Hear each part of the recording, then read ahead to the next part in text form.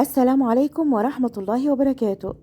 الكباب الحلة من أحلى وأجمل الأكلات. كلنا بنحب الكباب الحلة، بيكون طعمه حلو قوي، وبنحبه جدا علشان البصل المكرمل ده اللي بيكون طعمه جميل قوي.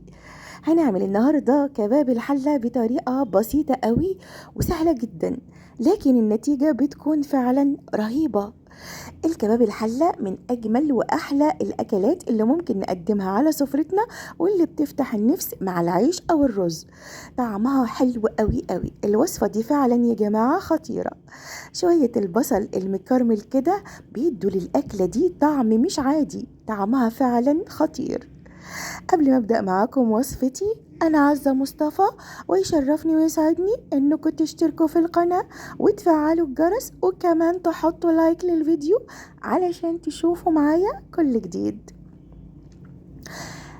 لحمة بالشكل ده كباب حلة، يبقى لازم معاها الرز بالشعرية. الرز بالشعرية طعمه حكاية تانية مع اللحمة والرز بالشعرية، حاجة كده خليط جميل مع بعضيهم كده، ميكس جامد جدا. بيدوا لأكلتنا النهاردة حاجة جامدة جدا. بصوا بقى، الأكلة دي لازم معاها طبق من السلطة الخضراء أو شوية بطاطس محمر، ولو الاتنين يبقى حلو قوي.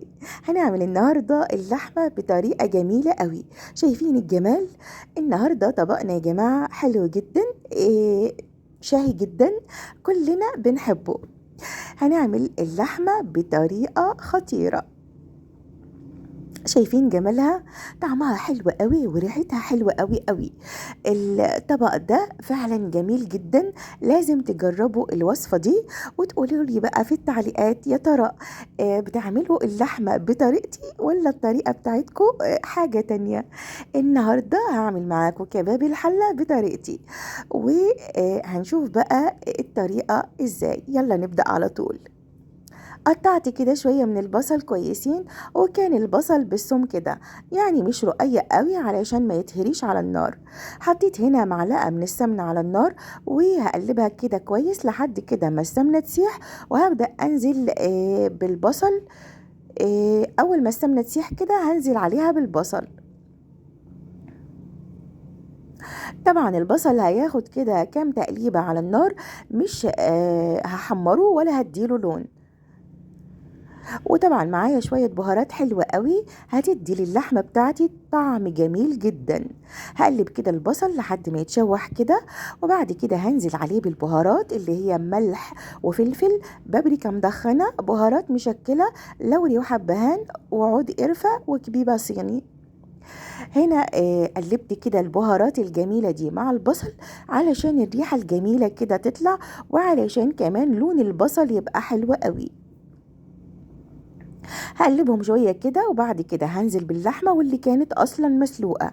يعني لو عندك كام حتة لحمة كده مسلوقة ومش هتاكلوها، أو الولاد مش هيحبوا ياكلوها كده مسلوقة، احنا هنعملها النهاردة بطبق جديد، طبق حلو قوي.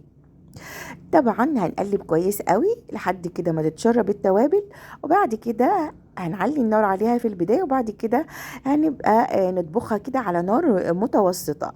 هنا طبعا بعد ما بدأت تغلي كده كانت الريحة جميلة قوي، ريحتها فعلا كانت رهيبة. شايفين جمالها؟ لونها حلو قوي وريحتها كمان جميلة جدا. كمان اللحمة كمان كانت مستوية قوي ودايبة، وطعمها فعلا خطير.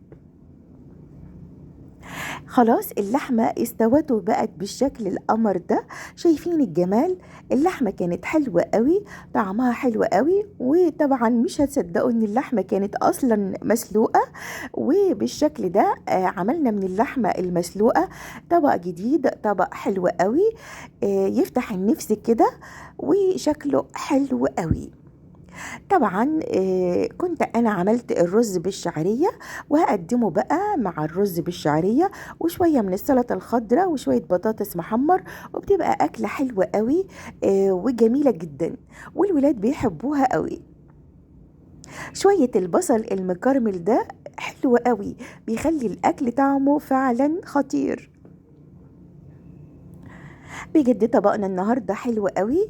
لازم تجربوا اللحمة بالطريقة دي. الطريقة سهلة قوي وبسيطة قوي، ما خدتش أي وقت ولا مجهود، لكن النتيجة كانت رهيبة.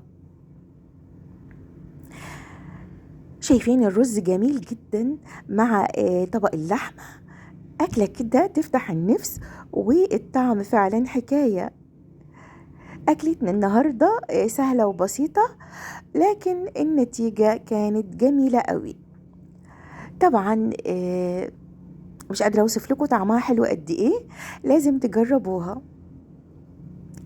دي كانت أكلتي النهاردة، ودي كانت وصفتي. لو عجبكم الفيديو أو لو عجبتكم الوصفة، ما تنسوش تتابعوني وتشتركوا في القناة، وكمان تحطوا لايك للفيديو.